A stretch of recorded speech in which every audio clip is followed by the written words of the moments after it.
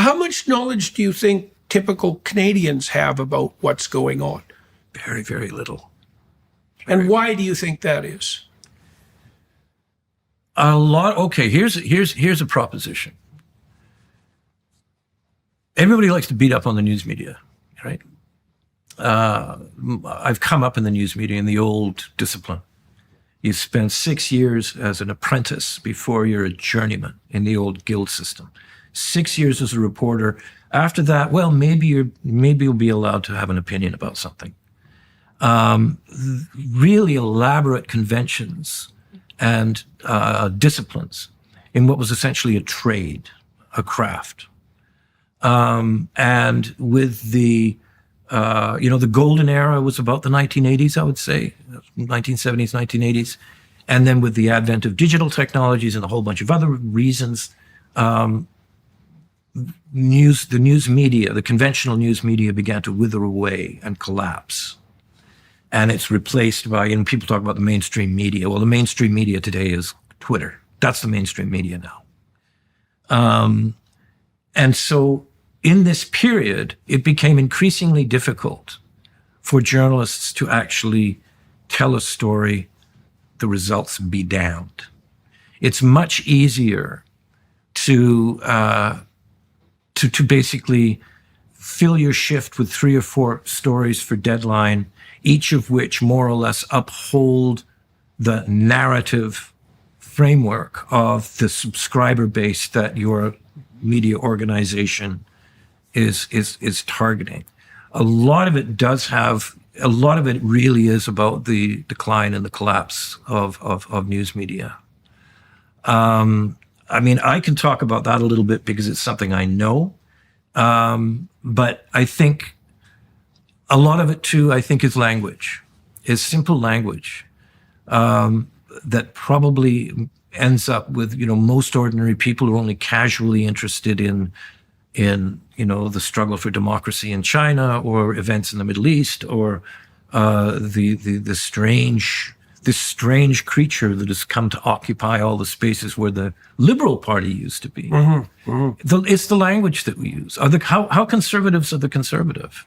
How liberal are the liberal? Well, the Conservatives in the UK weren't very conservative for the 14 years they governed. Yeah, so. And we'll see what happens in Canada. You can't call Donald Trump a conservative. He's anything but. Well, I don't think you can call Justin Trudeau liberal, really, in any conventional sense. No, I don't. Very authoritarian, very much a sort of state capitalist, thought control kind of way of looking at politics. Well, one of the things our discussion is sort of highlighting, I think, is that let's say you adopt the narrative that the center is corrupt and patriarchal and oppressive, and Canada's destiny is post-national. Okay, now, one hypothetical problem with that is, well, what rises to take the place of the center?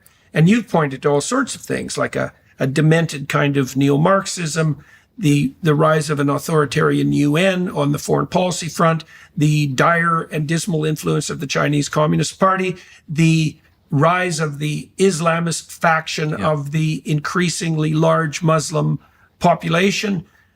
And then, well, okay, that's 4. And then the rise and the associated rise of the colonialist narrative that casts Israel as king of the oppressive states, right? So it's this fractionation. Once that center collapses, instead of everybody becoming free, you get this absurd fractionation and then a war between different, what would you say, centers of power. And we're trying to flesh out the pattern of that. You pointed to a lot of things that are going wrong simultaneously, and there's some thread that unites them, but some of it's just emblematic of a kind of chaotic collapse of identity, right? And Trudeau's going to step out of this, leaving us in Canada in a terrible mess. Let's talk about Poilievre a little bit. I know him, and what I've seen so far, I'm happy about. I've been talking to conservatives in Canada ever since 2016, really, when I sort of burst onto the scene in my opposition to Bill C-16.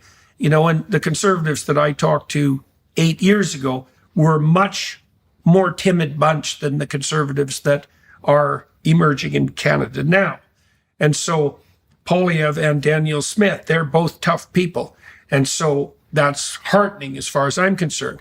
Whether Poilievre is in a position to right the ship that Trudeau has inverted, that's a whole different question. Yeah. I mean, I wish him well, but I'm also pleased in a, what would you say, personal sense that I don't have his job. Because, like, I mean, I look at Canada with a kind of horror at the moment because we are in very bad shape economically. And I mean, just the fact that Canadians now make 60% as much as the average American, and our real estate is twice as expensive. Yeah, and the trajectory is downward, right? And I think it was was it World Economic Forum or the World Bank? I don't remember which agency. Their projection for Canada was worst performing economy over the next 30 years in the G7. Yeah. Right. Well, and that's on top of the fact, that's adjacent to the fact that if Canada had its act together in anything approximating a realistic manner, at least the West could be rich beyond belief, because it's definitely the case that the world is dying, fighting for our natural resources. And I mean, you saw the fact that the German chancellor and the Japanese prime minister came cap in hand to Trudeau and said, Give us natural how about some natural gas for your friends there, buddy? And his argument was, I can't make a business case for that. And the thing is, that was before Canadians re-elected him. And they just re-elected the NDP in British Columbia. And so I look at Canada and I think, we're in serious trouble, and we have by no means even begun to learn our lesson. And that's a relatively terrifying prospect. Be very, very careful when you use the term we.